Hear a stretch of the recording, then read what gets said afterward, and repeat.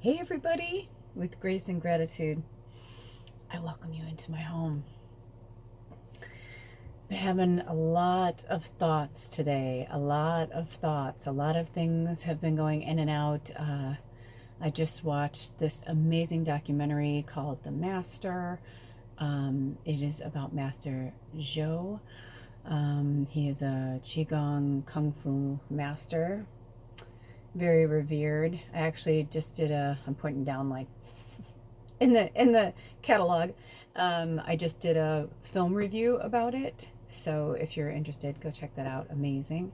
But anyway, it just got my mind going, and I've just I find these days I'll have like a day where I'm like I go, and then like the next day it's more of a day of quiet reflection, thinking.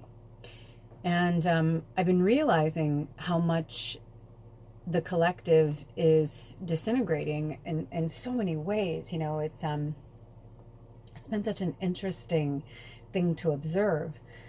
So I realized, after watching that, I was like, what do you feel like it is, Spirit? I was like, what do you think is like the main thing that's kind of like holding everybody back, kind of thing. And I just simply got from one of my spirit guides, they're like, complicity and also stationary behavior. And we've been in a lot of fixed energy for a long time, and we've got, I think, 7 planets that are fixed right now. And so there's a lot of people who do not want to change. It's like somebody who's like wants to win the prize but doesn't want to actually do the race, kind of thing. I don't know why, but I just got that thing about. I love them too. These ladies, at least I like their work. Those actresses. I don't want to say their names, but who got caught bribing colleges to get their daughters. They use money and influence to get their children into schools. And, some people, I've been hearing from some people, like, why are people so outraged about that? Like, who cares? And I'm like, who cares? I'm like, because some of these universities only take so many students. And there are children that have been working towards that goal their entire life. And maybe they don't have the money or the accolades or the influence, to do that. They have to do it solely based on merit and working really, really hard. Well, that feels shitty, right? To have somebody like take something away from you after you've worked so hard for it, and to let somebody else get it just because they have money and power. It's just the way the world works, right? That's what people would say. That's just the way the world works. But I think they're seeing too, because I'm just going to say their names. I mean, it's no secret. But Felicity Huffman was a hard one for me, because every time I've seen them on interviews or any of their work, I'm like, I really love them. And I love what's her husband, Macy? Oh my gosh, I can't think of his name right now. Shameless, but William H. Macy. We love him. Ed and I both love him. I've always loved him, and he seems like a really awesome soul too. So I was just like, wow, that's really interesting. They just don't strike me as those kind of people.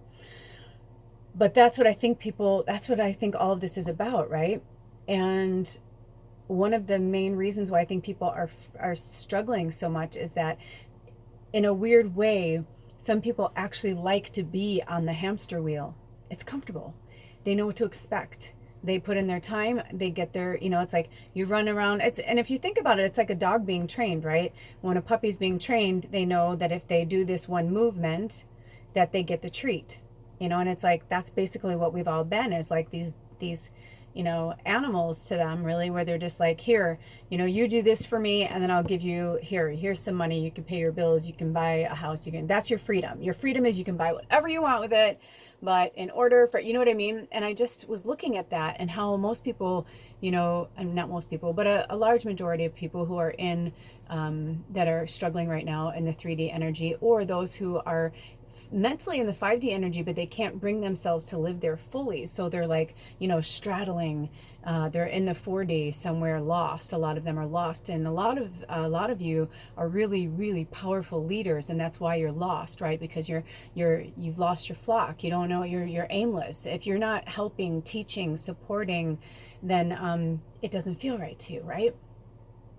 Well, that's your first sign, and that's what Spirit's trying to say, is that we've gotten used to, like, the alarm goes off, we get up, you know, for some of you, you have kids, you get up, you get the kids up, you know, you guys go have breakfast, whatever your routine is, right? Get in the car, get to the bus stop, whatever it is, and you've got this routine, Now the kids are home. And, you know, before it was like the kids, you sent them off to school and somebody else dealt with them for that amount of time. Not in a shitty way, just they did that. They're doing their part as the, you know, the teachers, and you're doing your part as the mother, as the provider, as the home keeper. But now children have to get more involved, right? Because when we didn't have schools and things like that, children learned everything that was with the tribe. They observed. They weren't separate or segregated from others, right? We were reared together. Children were reared together. And it wasn't, I mean, I'm sure even, you know, in tribes or whatever, there's always a competition, right? It's like a natural instinct, the animal instinct to be the strongest, to survive.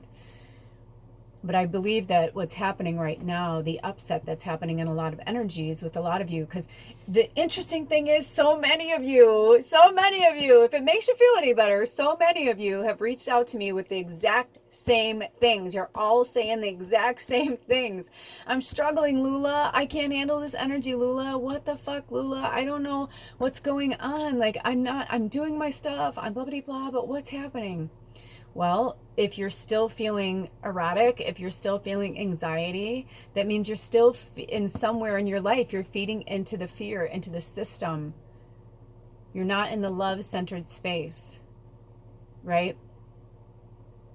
And I realized that even that $600, thank you, you know, for the stimulus, Spirit. Thank you to the United States. You know, thank you to everyone, right? That little bit of money put us in a place where I was like, oh my gosh, like I can breathe for a minute. I don't have to stress out. I don't have to, and it's interesting how the more I've been doing that, the more things have been like coming to me naturally. I'm not stressing about it. Do I want a new home? Yes. Like even the other day I said to Ed, I'm like, we've been in here 5 years and said we were going to redo the ceiling. We never did it. I'm like, maybe we should just like gutter right now and, you know, and see if we can really make a go of it, because we gutted like half of it and we've done a really good job in a lot of ways, but in a lot of other ways, like things we just never did them, and after a while it kind of, you know, wears you down. And so I was like, that's interesting, right? But instead of looking at that ceiling like it's the bane of my existence, or that it's, you know what I mean, that whatever, I just started to look at it like it's like kind of like a symbol for us, you know. We're a work in progress. Maybe we're only halfway there. But staying in the positive zone really does make a difference. Now, you know, I say this to you all the time. If you need to go there, you go there. You need to go to a deep, dark space, you go where you need to go, right? Because you have to work through those emotions. They're there for a reason. Don't push them away. But also have joy too. Find the balance. Have joy. In fact, from Jules, my Leo sister,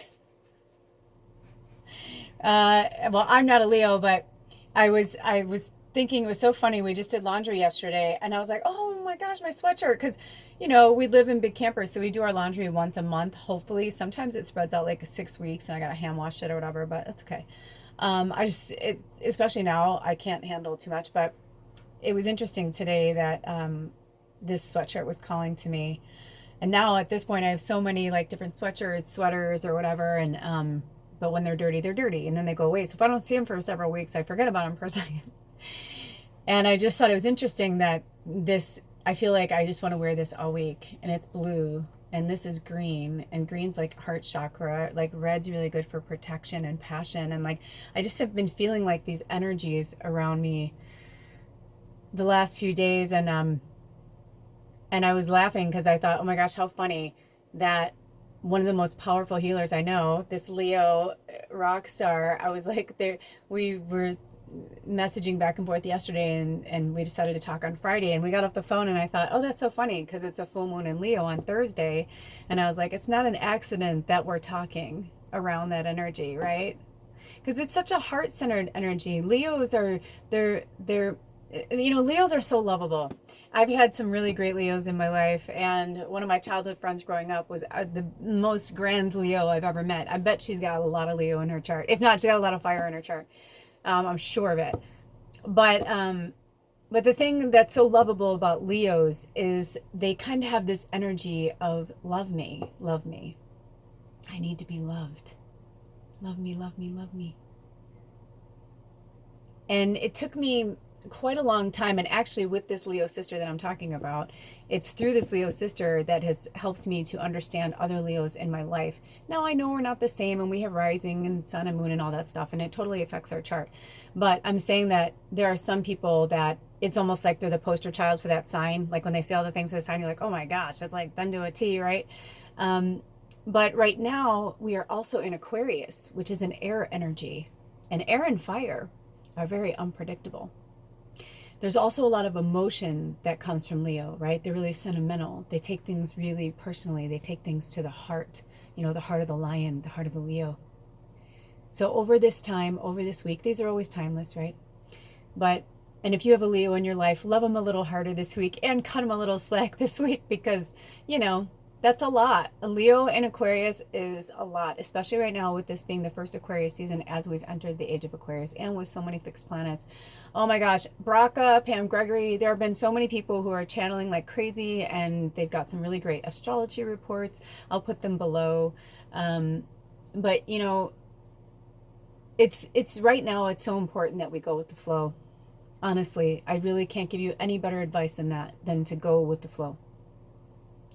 And to love yourself. Let your inner child come out and play. I was watching Bracha's video that I'll put below, and I was just like, gosh, I love her, because it's interesting. I was still very playful and childlike until I started to get in my 30s, and I would get these comments from the peanut gallery of my friends and family, that would be like, gosh, grow up. Are you ever going to grow up? Are you ever going to blah, blah, blah? Or, or the way I dress, rock t-shirts and jeans and boots. Like, that's like your uniform. And I was like, and then I was like trying to find a look for myself because I was just like, maybe they're right. And then I went back to fashion design school and kind of reinvented myself again. And that was really cool.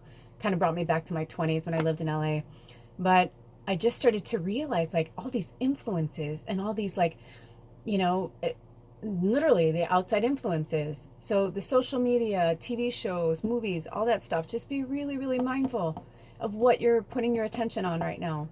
And with this week, this energy, today's the 26th, whenever you see it, it's timeless, but today's the 26th of January, 2021. And, we're also right before Mercury Retrograde. Mercury's going retrograde on the 30th. Let Mercury Retrograde work for you. When it's going backwards, so to speak, it's because if things are resurfacing during Mercury Retrograde, which I think it goes from the 30th till February 21st. I think it's right around the cusp of the pass off from Aquarius to Pisces.